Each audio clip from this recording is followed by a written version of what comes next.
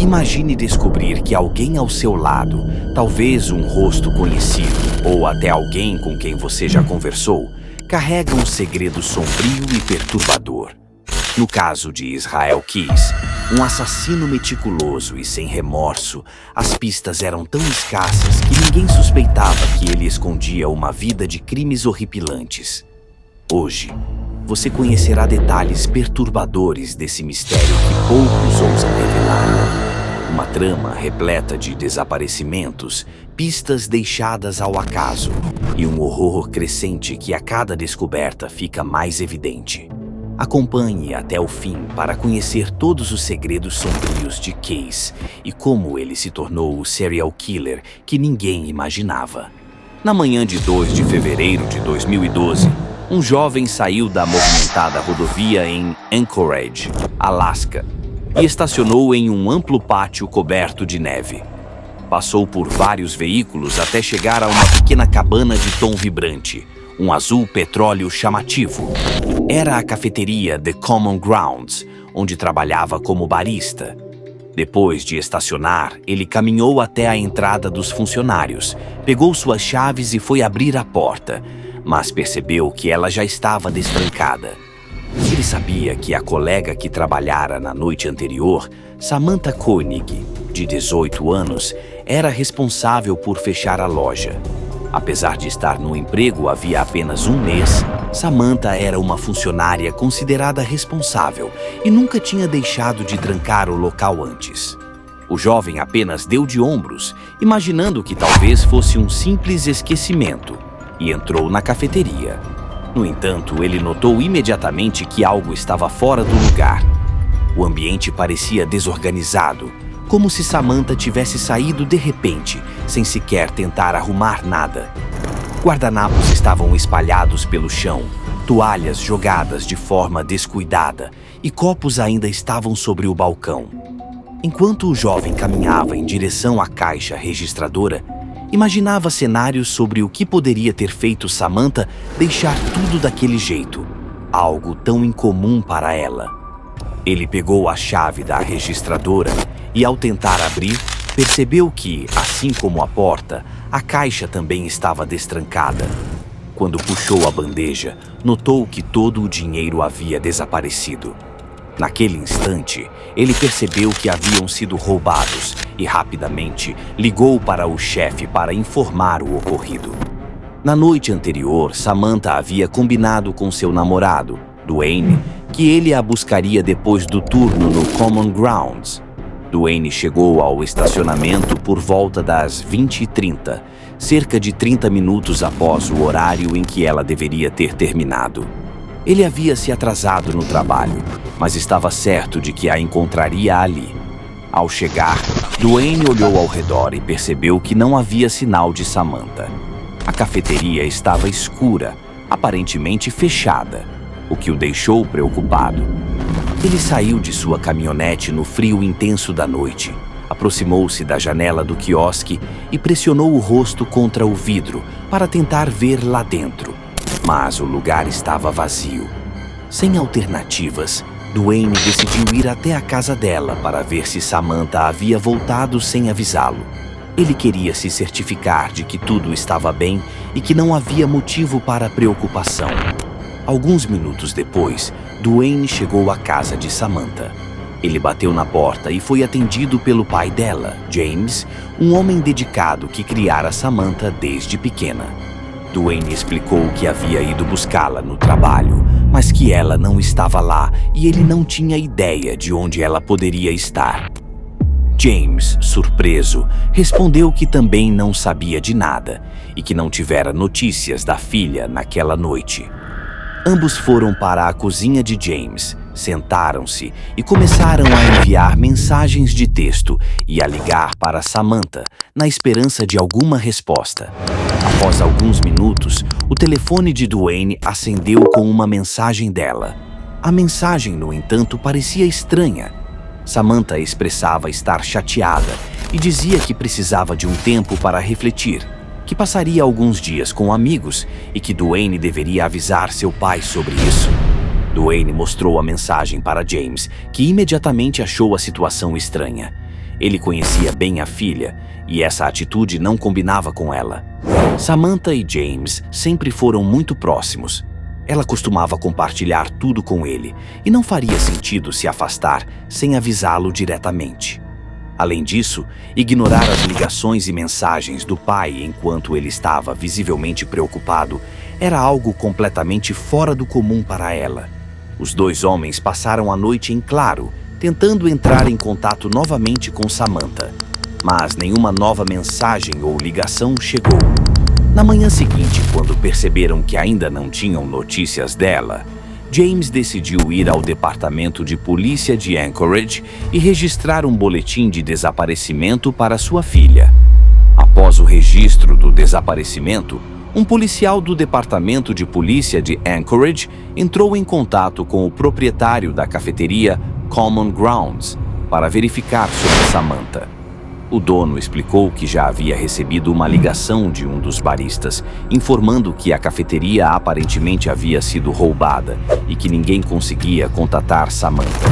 O proprietário prometeu enviar as imagens das câmeras de segurança para a polícia assim que estivessem disponíveis.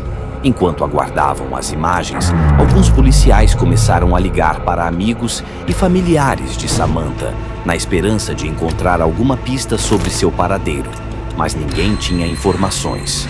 Outros policiais foram até o quiosque da cafeteria para fazer uma verificação no local. Lá notaram que, tanto do lado de dentro quanto do lado de fora, não havia sinais de luta. Eles também encontraram um botão de pânico sob o balcão que não havia sido acionado.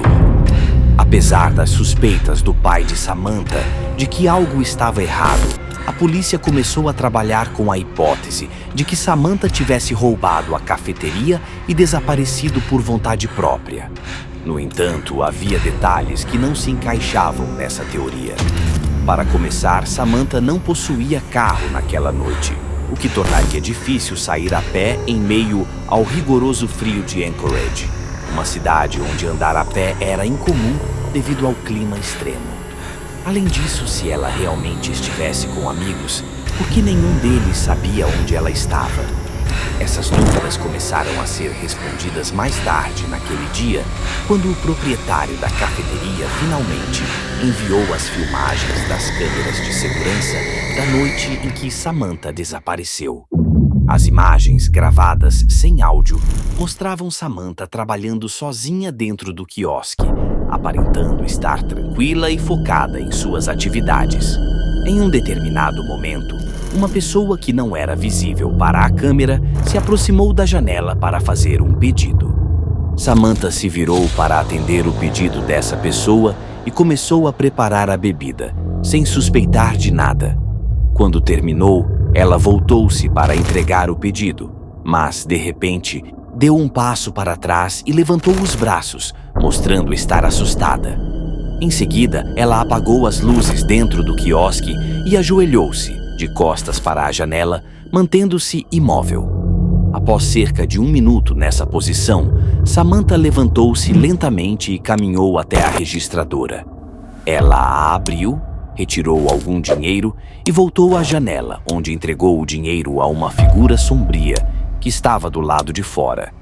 Em seguida, Samantha se ajoelhou novamente, desta vez por mais 2 minutos, antes que a figura misteriosa estendesse o corpo para dentro do quiosque, aparentemente amarrando as mãos de Samantha. A imagem estava escura e granulada, dificultando a identificação da pessoa do lado de fora, mas parecia evidente que era um homem. Ele usava um grande moletom com capuz e um boné puxado para baixo, escondendo o rosto. Após amarrar as mãos de Samantha, o homem entrou parcialmente pela janela, levantou-a, encostou uma arma em suas costas e a conduziu para fora do quiosque. Eles atravessaram o estacionamento até uma caminhonete branca, onde ele a colocou antes de partirem. Nos dias que se seguiram, a polícia, agora em colaboração com o FBI, se deparou com inúmeras dificuldades, já que não havia muitas evidências a serem exploradas. A única pista que possuíam eram as imagens de segurança, mas sua qualidade ruim impedia que identificassem claramente o homem que levara Samantha. O mistério e o desespero pela falta de respostas começaram a crescer entre a comunidade local, que se mobilizava para ajudar na busca por Samantha. Enquanto isso, James, o pai de Samantha, mobilizou praticamente toda a população de Anchorage, com cerca de 300 mil pessoas, para ajudar a encontrar sua filha. Seus esforços chamaram a atenção da mídia nacional, o que resultou em manchetes em todo o país e doações generosas de desconhecidos para aumentar a recompensa por informações sobre Samantha. No entanto, apesar do aumento da recompensa e da intensa cobertura da imprensa, nenhuma pista significativa surgiu. E Samantha nunca entrou em contato com Duane ou seu pai. 3 semanas após o desaparecimento de Samantha, no dia 24 de fevereiro, Duane recebeu uma mensagem inesperada do telefone dela. A mensagem indicava uma localização específica em um parque público próximo, onde Duane e James foram imediatamente avisando a polícia. Ao chegarem, encontraram uma nota de resgate dentro de um saco plástico, fixada em um quadro de avisos. Na nota, havia uma foto de Samantha, com expressão vazia, segurando uma edição do jornal Anchorage Daily News, datada de 13 de fevereiro de 2012. Aquela foto foi um pequeno alívio para todos. Era a prova de que Samantha estava viva, pelo menos até a data da foto. A nota exigia que James depositasse $30 mil na conta de sua filha e afirmava que, caso o pagamento fosse feito, ela seria libertada em 6 meses. Seguindo a orientação do FBI, James depositou uma parte do valor, na esperança de rastrear a pessoa que sacasse o dinheiro. Nos dias seguintes, 3 saques foram realizados em caixas eletrônicos de Anchorage.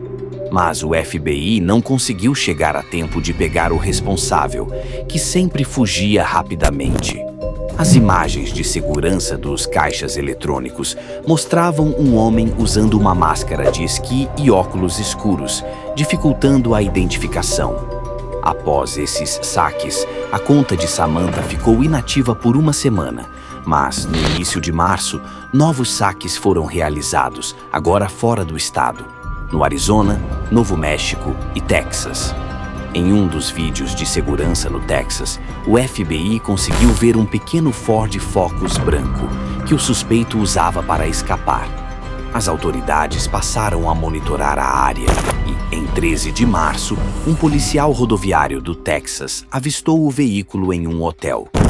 Ele esperou o motorista, um homem na faixa dos 30 anos, sair e entrar no carro para então segui-lo, buscando um motivo para abordá-lo. Ao notar que o carro estava ligeiramente acima do limite de velocidade, o policial fez a abordagem. O motorista se identificou como Israel Keys, de 34 anos, residente de Anchorage. O policial logo chamou reforços e, após uma revista no carro, encontraram uma máscara de esqui, roupas similares às vistas nos vídeos e o cartão de débito de Samantha. Levado sob custódia, Keys inicialmente negou envolvimento no caso, mas, confrontado com as evidências, concordou em confessar, com a condição de receber café, um Snickers de manteiga de amendoim e um charuto. Ao obter o que pediu, ele começou a relatar os detalhes perturbadores de seu crime. Keys contou que, ao encontrar Samantha sozinha no quiosque, inicialmente planejara apenas roubá-la, mas mudou de ideia ao perceber que poderia sequestrá-la. Ele descreveu como fez Samantha acreditar que ela seria libertada, usando a promessa do resgate como forma de controlá-la e manter suas esperanças vivas. Ele então detalhou o que ocorreu após o sequestro, levando-a ao seu galpão e prendendo-a com cordas enquanto mantinha o rádio alto para abafar qualquer som.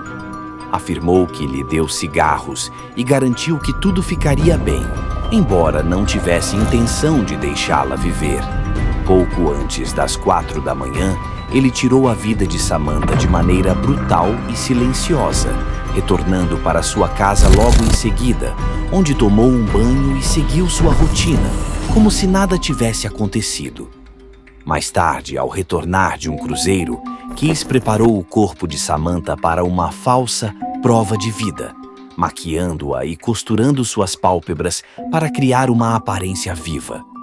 Tirou a foto com o jornal ao lado dela e a usou para extorquir o resgate. Em suas confissões, Keyes revelou que Samantha não foi sua única vítima e que ele havia matado outras pessoas em diferentes estados dos Ewatiu. Ele descreveu seu método de espalhar kits de assassinato pelo país, permitindo que ele atacasse pessoas aleatórias, sem seguir um padrão específico, por puro prazer em matar.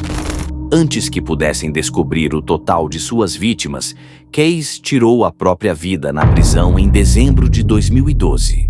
Hoje, estima-se que ele tenha feito 11 vítimas, mas o número exato permanece um mistério. Após a morte de Israel Keyes, o mistério sobre a extensão de seus crimes só aumentou. Durante o período em que estava sob custódia, Keyes havia admitido ao FBI que seu desejo por matar era insaciável e aleatório. Ele não escolhia suas vítimas por características específicas, apenas pela oportunidade. Ele revelara que, ao longo dos anos, havia enterrado kits de assassinato em diversos estados, contendo armas, algemas e materiais para ocultar evidências, facilitando seus crimes independentemente da localização. Esses kits o permitiam viajar e matar sem ser detectado, uma estratégia meticulosa que confundia as autoridades e dificultava a ligação entre seus crimes. Cada assassinato era planejado com uma frieza impressionante, e Keyes usava o isolamento e a imprevisibilidade como suas maiores armas. A polícia e o FBI tentaram reconstruir seus passos, com base nas informações limitadas que ele ofereceu. Mas a verdadeira escala de seus crimes permanece incerta. A prisão e confissão de Keyes causaram grande comoção na mídia e entre o público, que se perguntava como alguém poderia esconder tamanha crueldade por tanto tempo. Israel Keyes levava uma vida aparentemente normal em Anchorage, sendo pai e namorado dedicado, o que surpreendeu ainda mais aqueles que o conheciam. Ele sabia esconder seus impulsos e planejava os ataques com calma, criando uma ilusão de controle e normalidade que o mantinha longe de suspeitas. A confissão de Keyes sobre o assassinato de Samantha e seu modo de operação trouxe à tona discussões sobre o perfil psicológico de assassinos em série que operam sem um padrão claro, desafiando as investigações. Com a morte de Keyes, as perguntas sobre suas vítimas não identificadas e o conteúdo de todos os seus kits de assassinato espalhados pelos Estados Unidos ficaram sem respostas definitivas. O caso ainda intriga criminologistas e continua sendo um dos episódios mais assustadores e perturbadores da criminologia moderna. E se você ficou impactado com essa história e quer saber mais sobre casos como esse, inscreva-se no canal, curta o vídeo e compartilhe com amigos que também são fascinados por mistérios sombrios. Quanto mais apoio recebemos, mais podemos trazer relatos profundos e detalhados de casos intrigantes como o de Israel Keyes. Cada inscrição e cada curtida nos ajudam a explorar e contar essas histórias sombrias.